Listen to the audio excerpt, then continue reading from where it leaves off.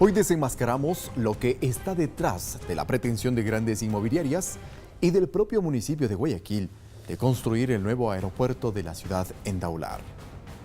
Una obra que el propio alcalde Jaime Nebot la califica de prioritaria y la defiende.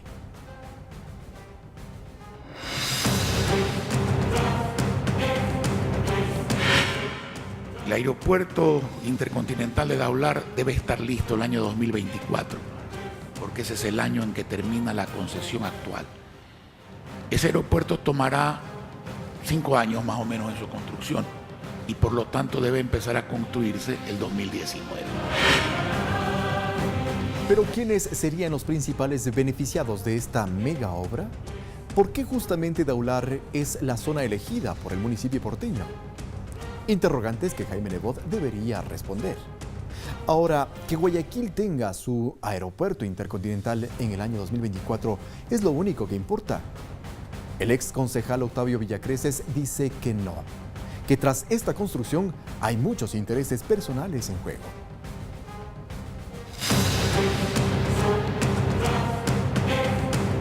Los campesinos se dejan llevar por la tentación y venden sus tierras a gente que ha estado esperando 30, 40 años para que se haga ese proyecto, promocionado permanentemente por la alcaldía de Guayaquil. ¿Y por qué el propio alcalde Nebot promociona tanto la construcción del nuevo aeropuerto? ¿Será porque uno de los negocios que ha dejado importantes réditos económicos es el inmobiliario? Comprar terrenos en lugares apartados, lotizarlos, urbanizar el sector y luego venderlos favorece para que la plusvalía se incremente y las ganancias incluso pudieran llegar a ser millonarias.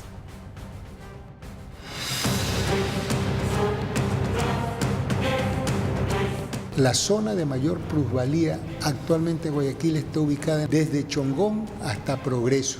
Y hay que preguntar, cuando esas tierras estaban en manos de los colonos, ¿qué hicieron los grupos que hoy se han apropiado de esas tierras para sacar a esa gente pagándoles precios ínfimos?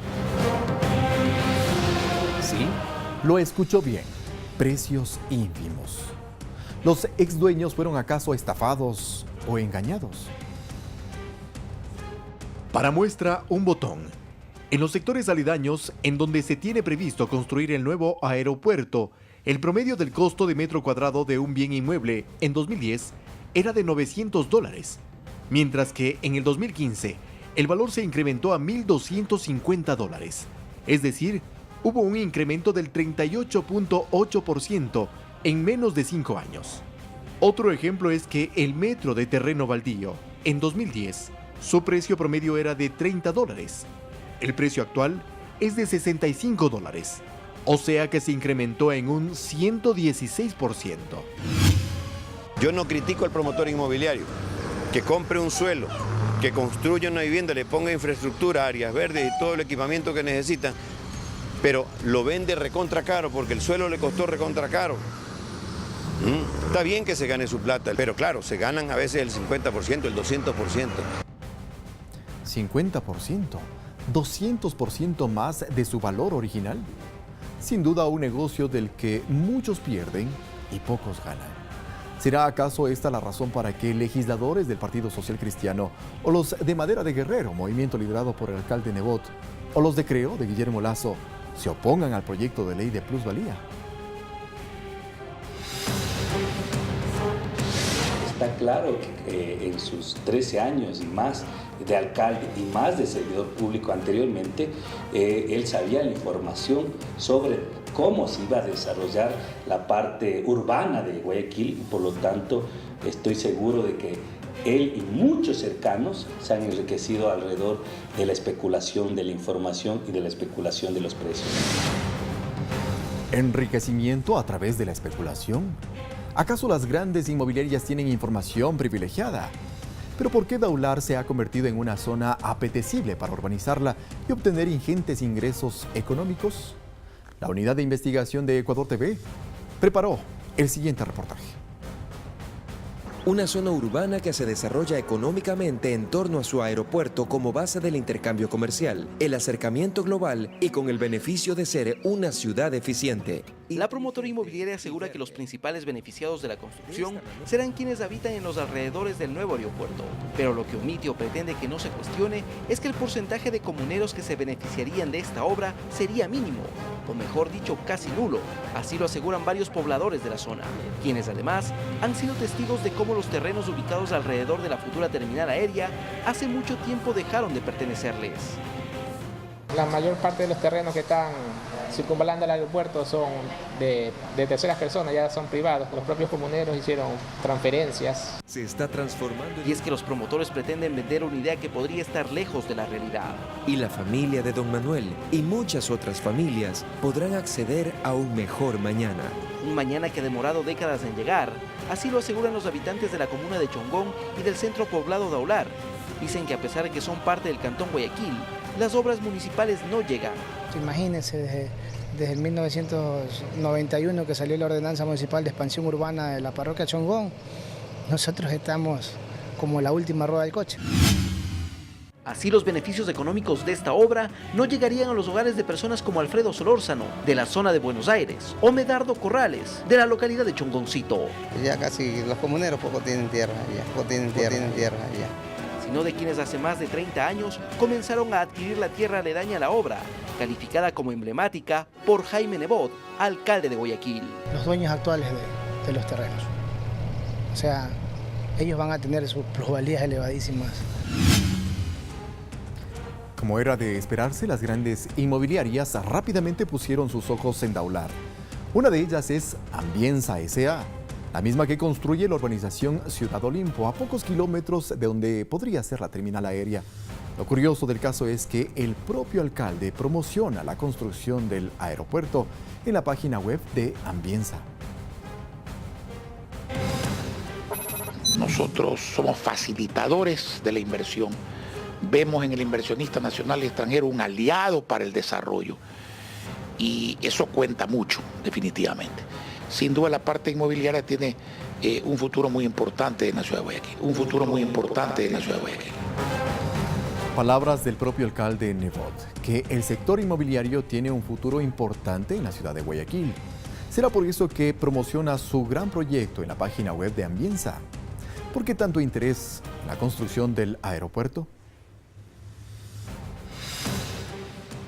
Ambienza aparece en el mercado inmobiliario en el 2005. En 10 años tan solo ha edificado 4 proyectos habitacionales, de los cuales 3 no han superado las 180 soluciones habitacionales en total.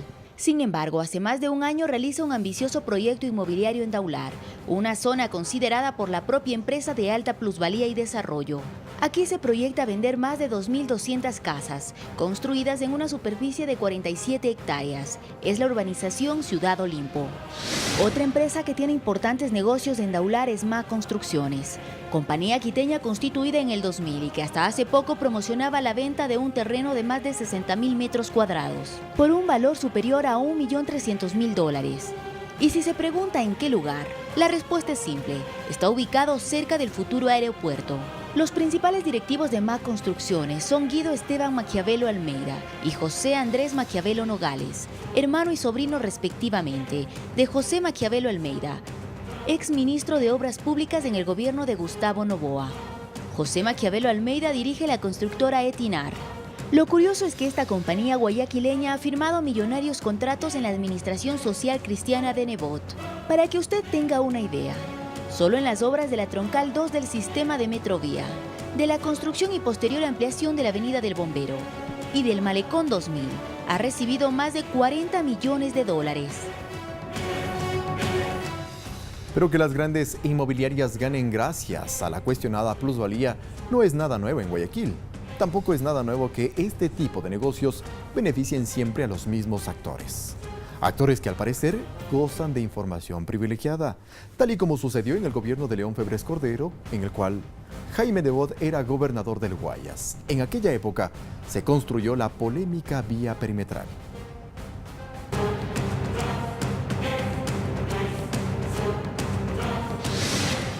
Año 1985, la época social cristiana. En Guayas imperaba la ley del más fuerte. Jaime Nebot era gobernador de la provincia. Al entonces gobierno de León Febres Cordero se lo cuestionaba por imponer sus prácticas represivas y también por supuestos actos de corrupción.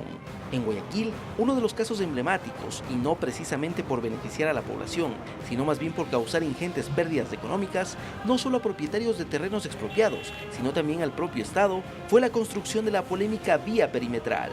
Un gran negocio para el abogado Nebot y para los beneficiarios de ese proyecto. Hace 30 años, Alfredo Vera, en su calidad de diputado de la Izquierda Democrática, denunció irregularidades que, según él, se cometieron en la construcción de esta vía. En su libro, El lleve de la perimetral, puso en evidencia los intereses personales del gobernador Nebot para construirla.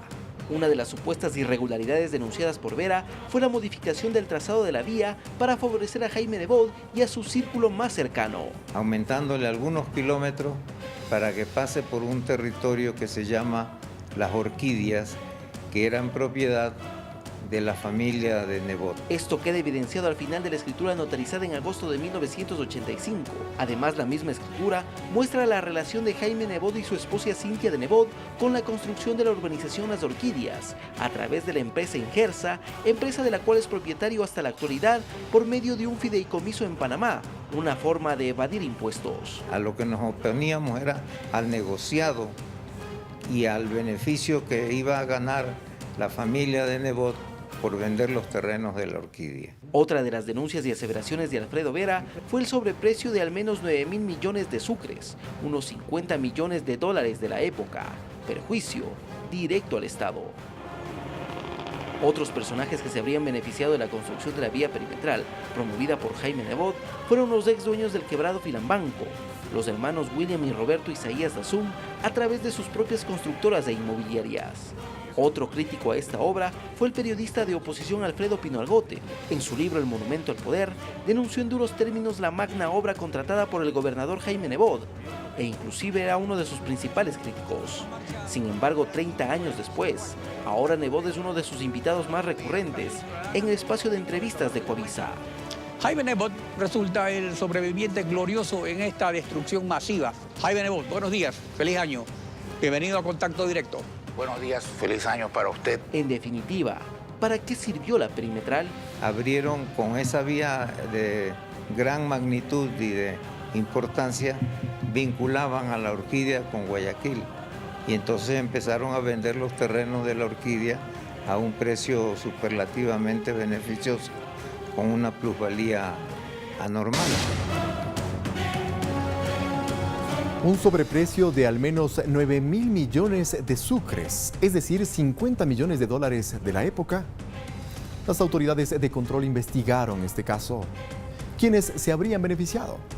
Preguntas que después de 30 años siguen sin respuestas.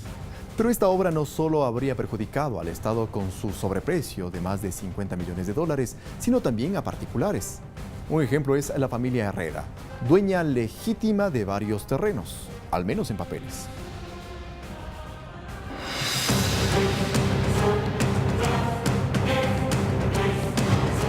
Mis clientes originalmente de la mayor extensión de tierra corresponden a la familia Herrera León. Ellos son propietarios, o eran propietarios para ser más exactos, en documentos, en papeles, de lo que sería el 70% de todo el norte de la ciudad de Guayaquil. ¿Cómo podemos luchar contra eso si la entidad que tiene todos esos documentos es el municipio? Con la construcción del aeropuerto de Daular se quiere dar vida a un caso similar al de la perimetral. Una construcción que piensa más en los intereses de unos cuantos que en el bienestar de la ciudadanía. Amigas y amigos, las conclusiones, como siempre, están en sus manos. Así finalizamos Desenmascarando, un espacio que busca revelar lo que está detrás de lo que se dice y de lo que se hace. Hasta la próxima semana.